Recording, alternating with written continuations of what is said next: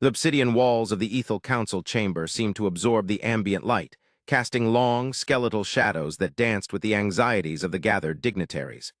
At the center, a colossal holographic projection flickered, displaying the ravaged surface of Xylos Prime, a world that had once thrummed with the lifeblood of the Xylar civilization.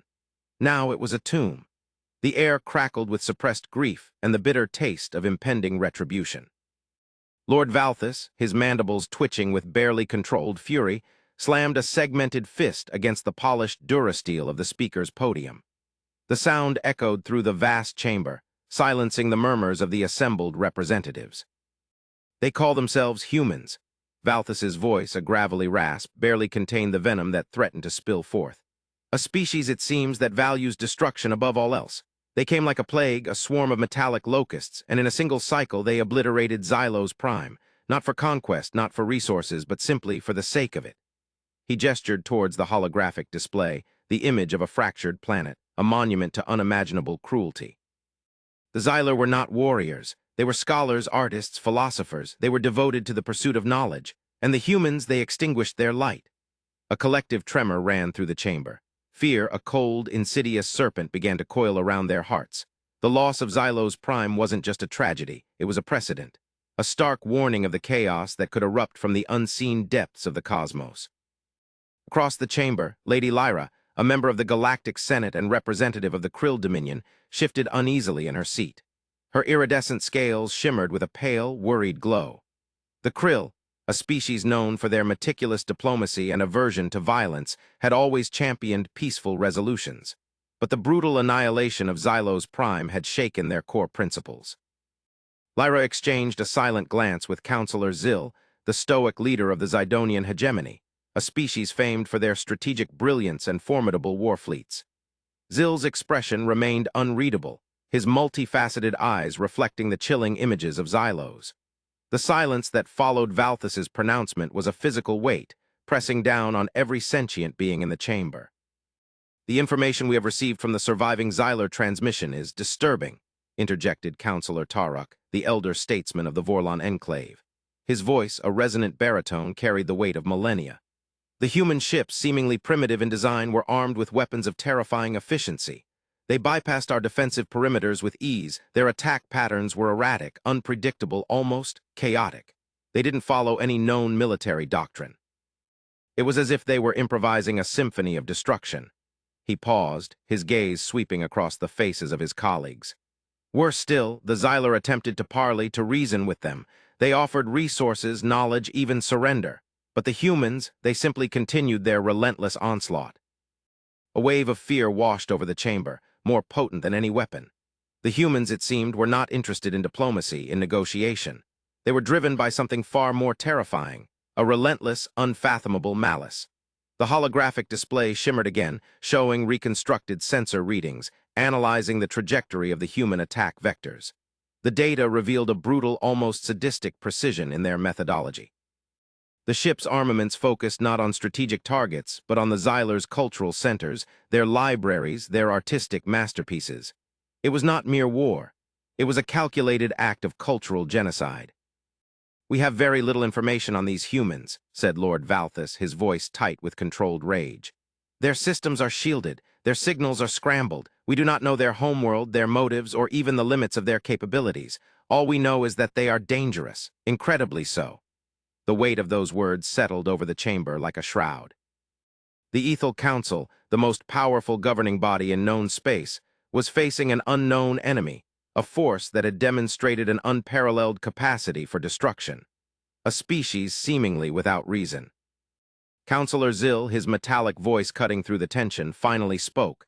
"We must gather intelligence. We must understand their strengths and weaknesses. We must anticipate their next move."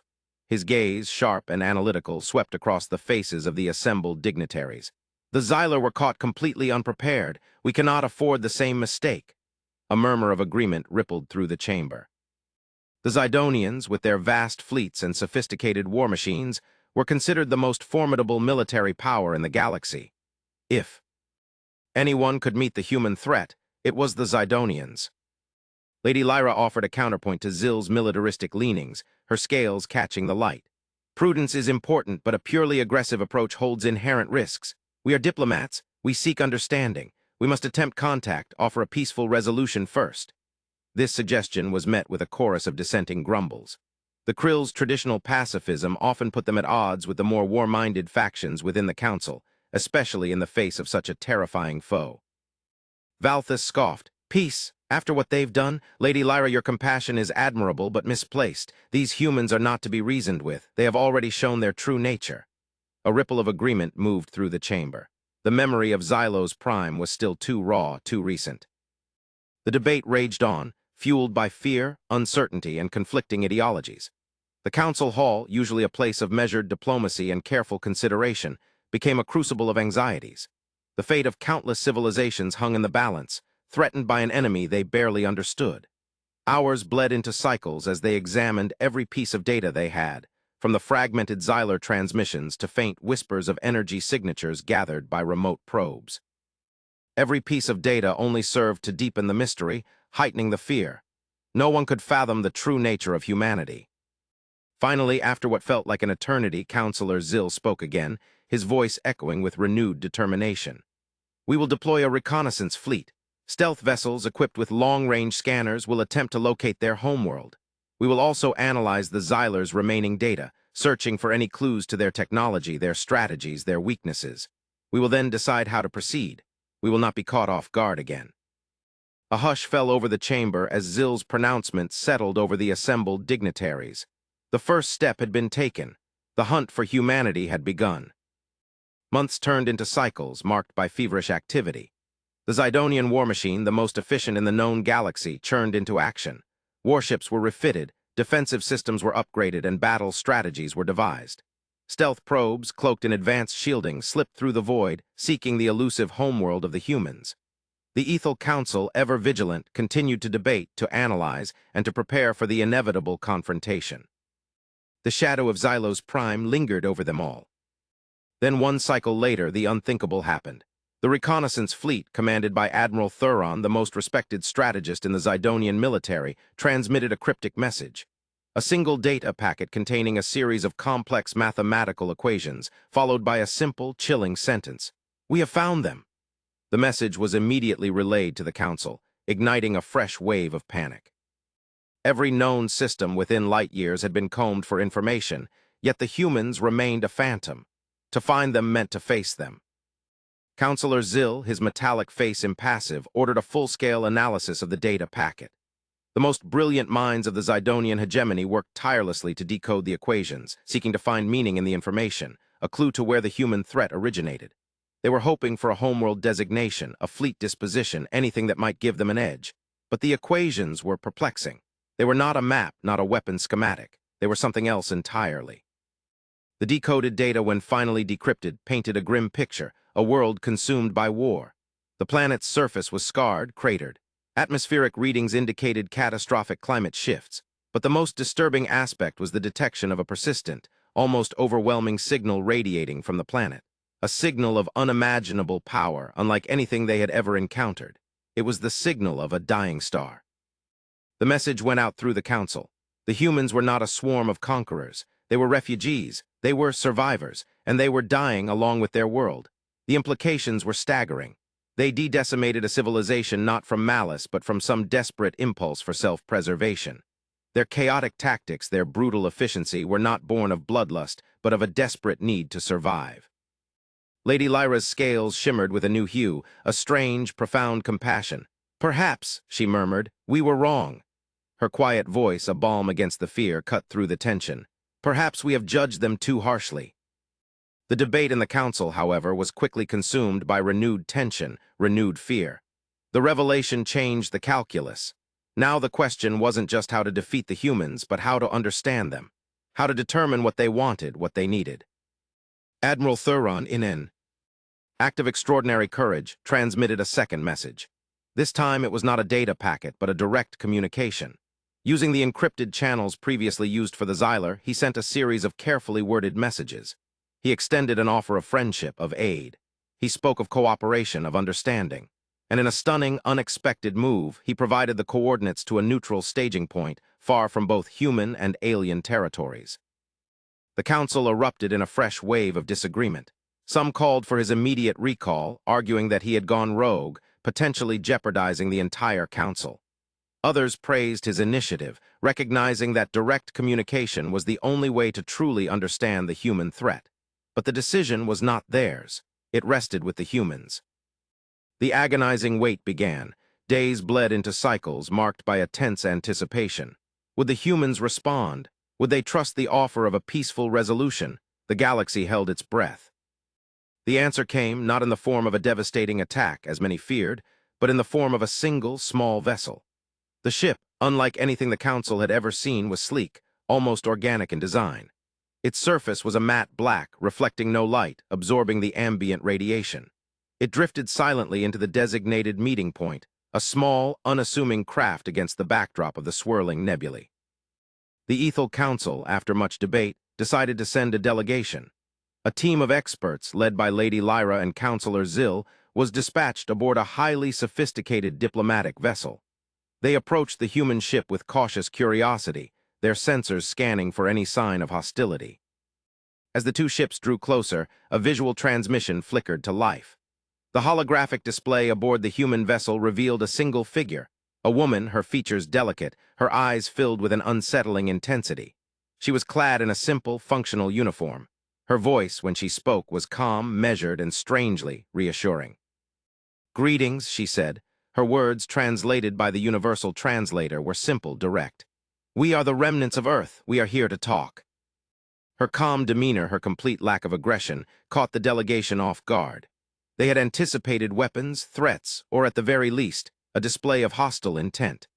But the human woman, who identified herself as Commander Eva Rostova, radiated an aura of calm professionalism.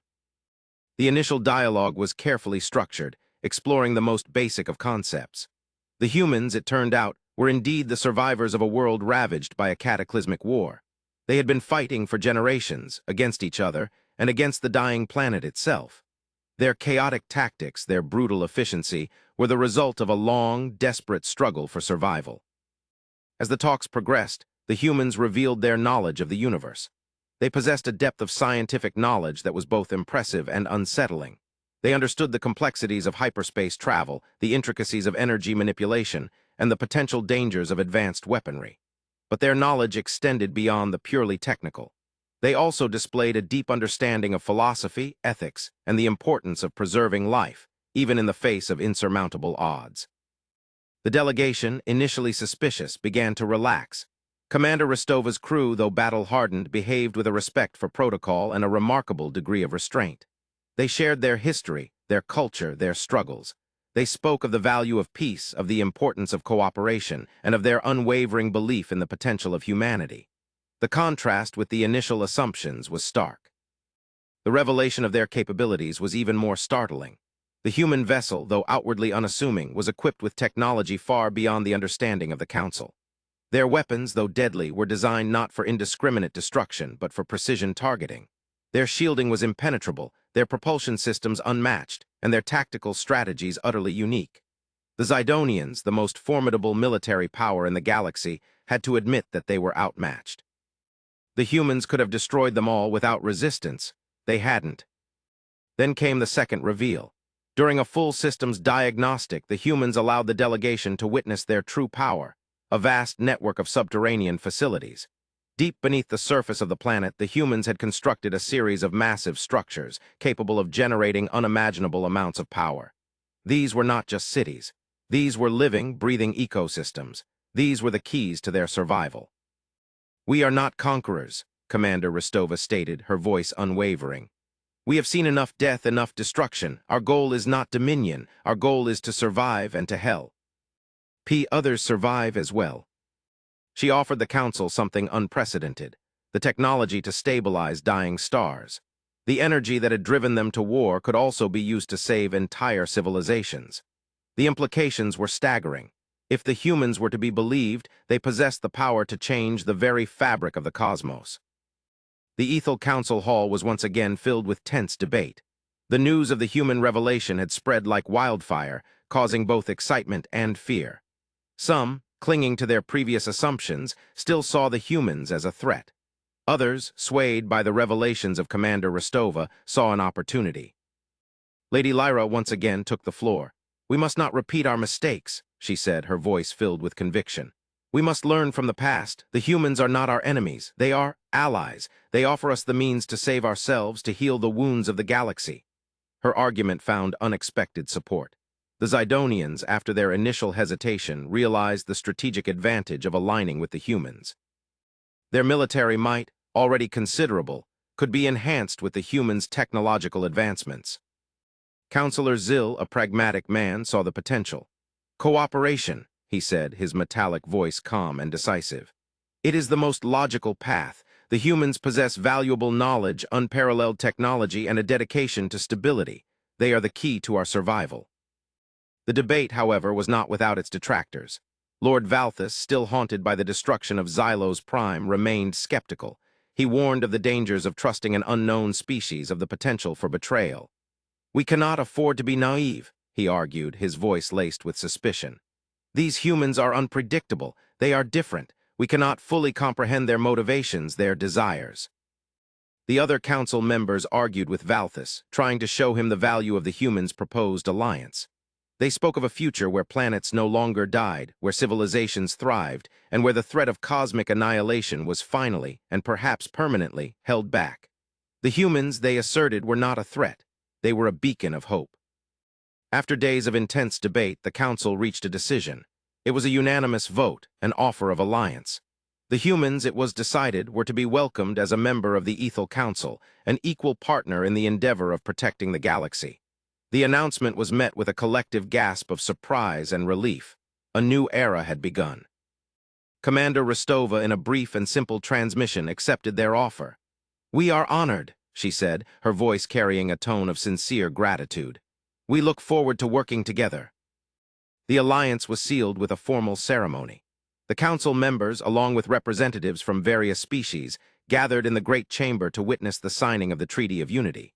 Commander Rostova, accompanied by her senior officers, stood at the center of the hall, her presence both familiar and alien.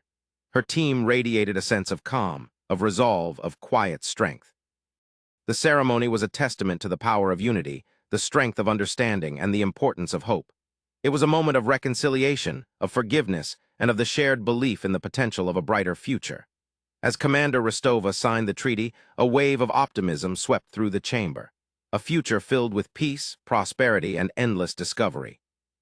But as the ceremony concluded, as the celebrations began, as the council members toasted the new alliance, the humans revealed their final and most significant card.